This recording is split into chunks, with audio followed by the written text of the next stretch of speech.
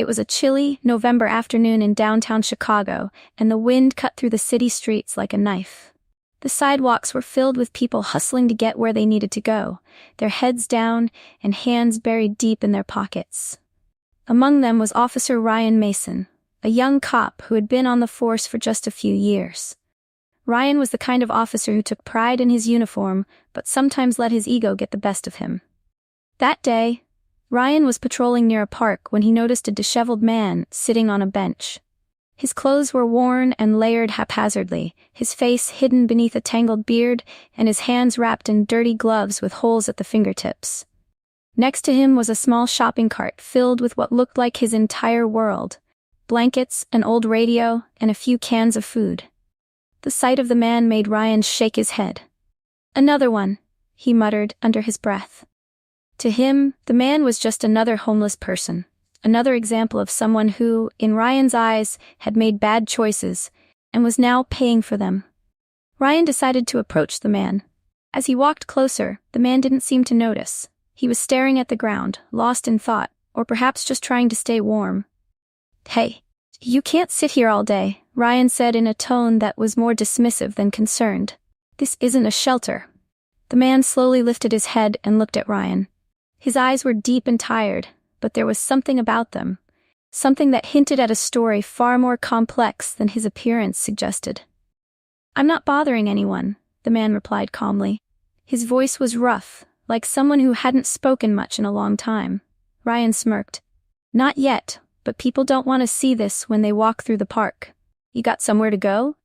The man shook his head slowly. "No," he said simply. "Well, you need to find somewhere.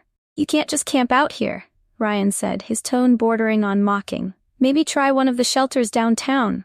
They might take you in." The man didn't argue.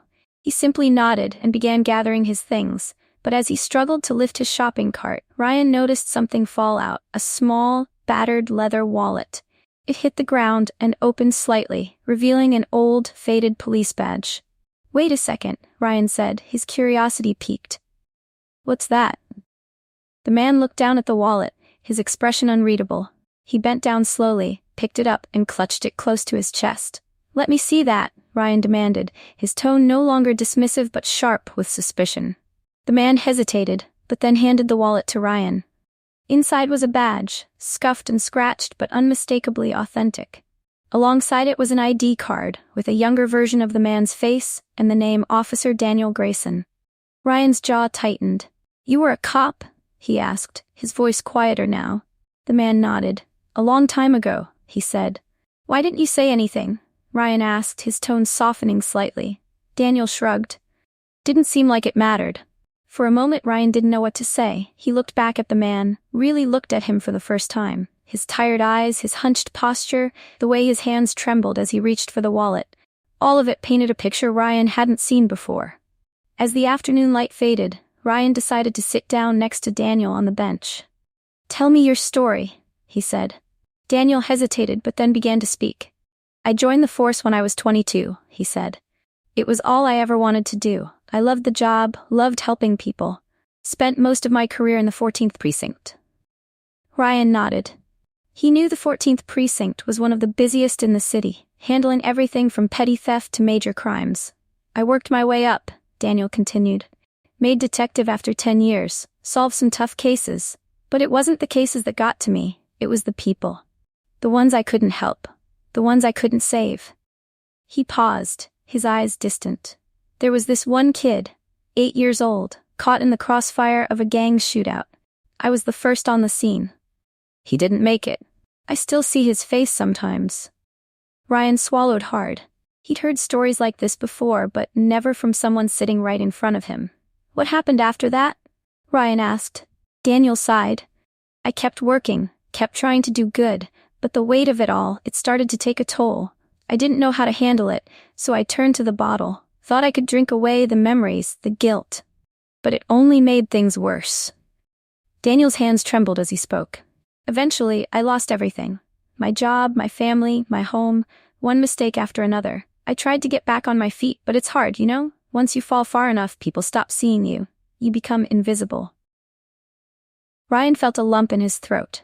Here was a man who had once been a hero, someone who had dedicated his life to protecting others, now reduced to living on the streets. The two sat in silence for a while, the city bustling around them. Finally, Ryan spoke. "Why didn't you reach out for help? To the department or anyone?" Daniel smiled faintly, but it wasn't a happy smile. "Pride, I guess. Shame. By the time I realized I needed help, I didn't think anyone would care." Ryan shook his head. "That's not true. People care. I care." Daniel looked at him, his eyes searching. "Do you?" he asked quietly. Ryan didn't answer right away. He was thinking about the way he had approached Daniel earlier, the assumptions he had made, the lack of empathy he had shown. "I do now," he said finally. Ryan spent the rest of his shift with Daniel, listening to his stories and learning more about the man behind the worn clothes and unshaven face. By the time they parted ways, Ryan had promised to help Daniel reconnect with the department and find resources to get back on his feet. Over the next few weeks, Ryan kept his promise. He contacted the police union and shared Daniel's story. To Ryan's surprise, many of Daniel's former colleagues still remembered him and were eager to help. They set up a fundraiser to cover his living expenses and connected him with a program for retired officers struggling with PTSD and addiction. Slowly but surely, Daniel began to rebuild his life. He found a small apartment and started attending counseling sessions. And while the road ahead was still long, he no longer had to walk it alone. Months later, Ryan and Daniel crossed paths again, this time at a ceremony honoring retired officers. Daniel was clean-shaven and wearing a suit, his badge pinned proudly to his chest. When he saw Ryan, he smiled, a genuine, heartfelt smile. "Thank you," Daniel said, extending his hand. Ryan shook it firmly. "No, thank you," he replied, "for everything you've done." As they stood there, surrounded by officers and community members, Ryan realized something he would never forget. Everyone has a story, and it's up to us to look beyond the surface to truly see the person in front of us. The lesson Ryan learned that day stayed with him for the rest of his career, and it's a lesson for all of us. Treat people with kindness and respect, because you never know what battles they've fought, or the hero they might have once been. Hey there, amazing viewers. If this story touched your heart or made you think differently about kindness and second chances, we'd love your support. Like this video if you enjoyed the story, it helps us reach more people. Comment below and share your thoughts. Your perspective matters, and we'd love to hear from you.